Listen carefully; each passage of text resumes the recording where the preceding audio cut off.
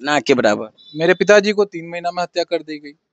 मेरे बड़े पिताजी को ठीक है 2 बार जनता ने उनको जिताया है, लेकिन वो 9 साल या 10 साल। महागठबंधन जिंदाबाद जिंदाबाद जिंदाबाद, जसवीर यादव जिंदाबाद जिंदाबाद जिंदाबाद, आरजेडी जिंदाबाद जिंदाबाद जिंदाबाद, बिट्टू सिंह जिंदाबाद जिंदाबाद जिंदाबाद, लालू यादव जिंदाबाद जिंदाबाद जिंदाबाद। राजद का ऐतिहासिक धरती है। बनियापुर के जनता के बारे में आप क्या बोलना चाहेंगे सर? मैं अपने बनियापुर विधानसभा के तमाम जनता को ये दीपावली की हार्दिक शुभकामना दे रहा हूँ। दीपोत्सव का पर्व है।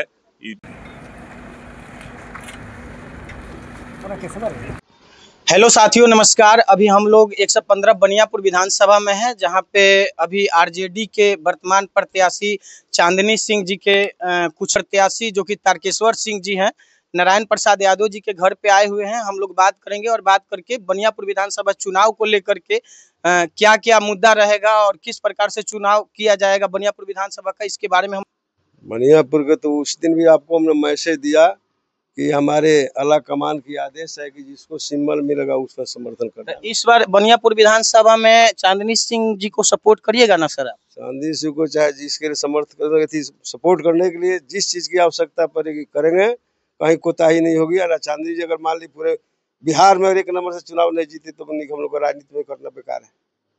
और सर हम पूछना चाहेंगे कि बनियापुर के जो जनता है 115, उनको क्या मैसेज देना चाहेंगे इस चुनाव में सर?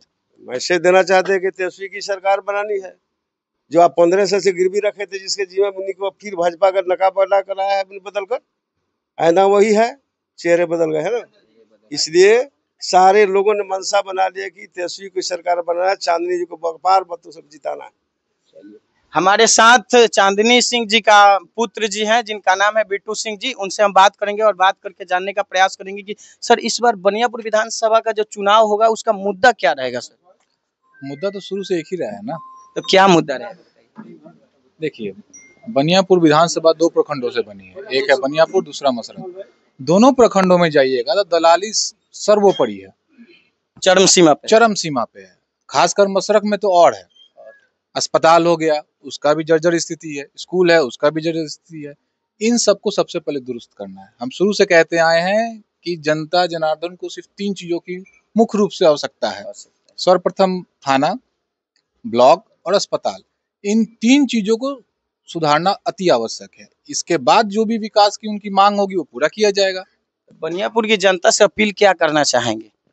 अपील तो हम सब लोग से यही कहना चाहेंगे कि मेरी माँ को जिताएं, क्योंकि हमारा परिवार आजीवन संघर्ष ही करता आया है। सेवा करने का ना के बराबर मौका मिला है। ना के बराबर। मेरे पिताजी को 3 महीना में हत्या कर दी गई। मेरे बड़े पिताजी को ठीक है 2 बार जनता ने उनको जिताया है, लेकिन वो 9 साल या 10 साल वो तो केस मुकदमा में ही चला गया, सामाजिक न्याय में ही चला गया। यानी अच्छा से समाज सेवा करने का मौका नहीं दिया गया हम लोग को। हम लोग कानूनी लड़ाई में ही रह गए और बर्बाद भी हो गए, धन से या बल से बोलिए। सर जो अभी वर्तमान विधायक हैं बनियापुर विधान, उनके बारे में कुछ बोलना चाहेंगे? देखिए, वो लोग हत्यारे प्रवृत्ति के लोग हैं, उनके बारे में हम कुछ नहीं बोलना चाहेंगे। पूरी जनता जानती है। एक मेरे पिताजी को तो उन लोगों ने मारा ही मारा, अन्य बहुत लोगों को मारा। मसरख ब्लॉक में ही एक हत्याकांड हुई थी मुन्ना बॉडीगार्ड जी की, जिनकी जो मासिक आय होगी 10 से 12 हजार रुपये होगी। एक गरीब व्यक्ति को भी इन लोग ने नहीं छोड़ा। गरीब से गरीब व्यक्ति को भी नहीं छोड़ा, गोली मारकर हत्या कर दी। सर हम पूछना चाहेंगे कि इस बार लालू प्रसाद और तेजस्वी यादव का जो विचारधारा है, उसी विचारधारा पे सर आप लोग चुनाव लड़ेंगे या दूसरा विचारधारा? तेजस्वी जी का कितना अच्छा नारा है, हर घर में एक रोजगार। तो तेजस्वी जी के बारे में कुछ बताइए। उनका विकास क्या मतलब मुद्दा होगा ना? जरूर है उनका मुद्दा। हाँ तो बताइए। उनका मुद्दा सर्वप्रथम उनका है कि 2500 रुपए तो वो मासिक भत्ता देंगे ही देंगे हर एक महिला को। उसके बाद सबसे अच्छी बात है कि हर परिवार में वो रोजगार देने की बात कर रहे हैं। दूसरी तरफ देखिएगा तो 10,000 रुपए देने की बात कर रहे हैं। यहाँ रोजगार, तो रोजगार ही लोग को चाहिए ना, 10,000 रुपए नहीं चाहिए। सर पूछ रहे हैं कि अगर बनियापुर विधानसभा में आपकी मम्मी चांदनी सिंह जी अगर जीत जाती हैं। तो रोजगार के लिए आप लोग क्या सर सोचे हैं? रोजगार देखिए, हमारा जो मसरक है या बनियापुर है, इससे 3 जिला अटैच है, सिवान, गोपालगंज और सारण।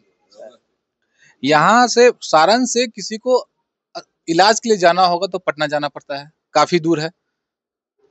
गोपालगंज सिवान से भी स्थिति है।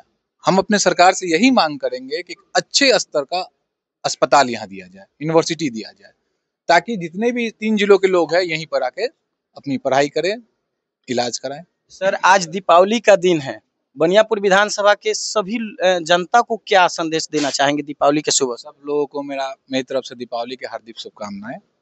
अच्छे से दीपावली मनाएं, धूमधाम से मनाएं, खुशियां से मनाएं।